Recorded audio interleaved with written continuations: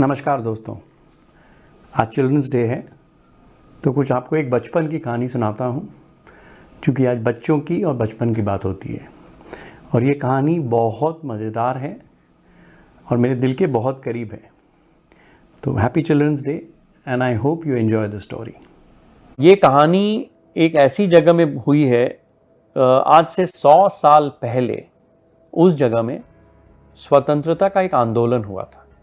एक छोटी सी जगह है उत्तर प्रदेश में जिसका नाम है चौरी चौरा। आज से 100 साल पहले 1922 में हमारे काफ़ी स्वतंत्रता सेनानियों ने ब्रिटिश राज के अगेंस्ट हल्ला बोल किया था और उन पर गोलीबारी हुई थी। So it become a very large movement. मेरे मामा जी वहाँ मूव किए थे, लेट 80s अर्ली 90s में वहाँ रहे थे। तो मेरा जो क्लोजेस्ट कज़न है ललित, बहुत बहुत करीब है हम लोग, मेरे से भी 6 महीने छोटा है, एकदम भाई की तरह है। वो भी वहाँ शिफ्ट हो गया था, तो हम साथ ही पढ़ते थे। फिर वो शिफ्ट हो गया, दुनिया रही।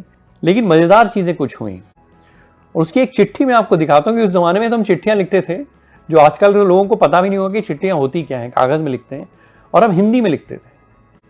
वो मैं उसकी आपको पिक्चर दिखाता हूँ, लेकिन मैं चिट्ठी के बारे में कुछ पढ़ता हूँ, आपको बताता हूँ कि मैंने क्या लिखा था। छोटा सा कि ललित, मैंने वो जो तुम्हें रॉकेट और पेंगुइन वाला रबड़ भेजा था, रबड़ मतलब इरेजर, जो हम आजकल कहते हैं इरेजर, वो कैसा चल रहा है। उसके अलावा एक खरगोश वाला भी आया है, वो भी बहुत सुंदर है, वो भी भेजता हूं और इसकी उम्र भी 2.5 रुपए ही है।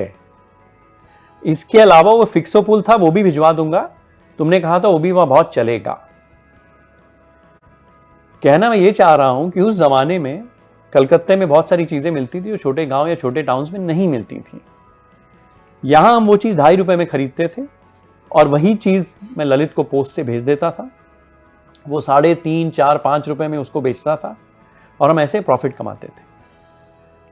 पैसे थे नहीं तो क्या करें, तो मैं मम्मी के पास गया था और मैंने मम्मी से कहा कि मम्मी 10 रुपए दो। मम्मी बोली क्या करोगे? मैंने कुछ नहीं, 4 तो रबड़ खरीदूंगा, ललित को भेज दूंगा, वहां बेचेगा, प्रॉफिट होगा, कुछ मुनाफा होगा, बांट लेंगे, उससे हम और रबड़ खरीदेंगे।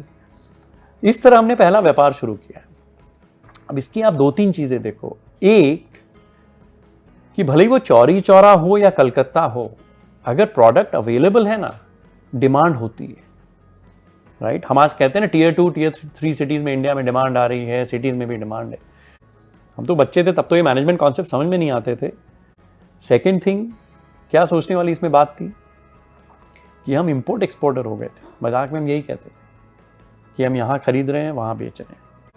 और ये चिट्ठी देख के जो मुझे याद आई उस चीज़ की इतने साल बाद, और ललित ने सारी चिट्ठियाँ रख रखी हैं।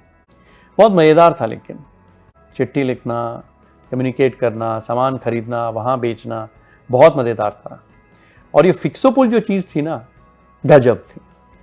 वो एक प्लास्टिक की ट्रांसपेरेंट शीट आती थी, उसमें एज इफ टाइप लेटर होते थे, ए बी बी बी।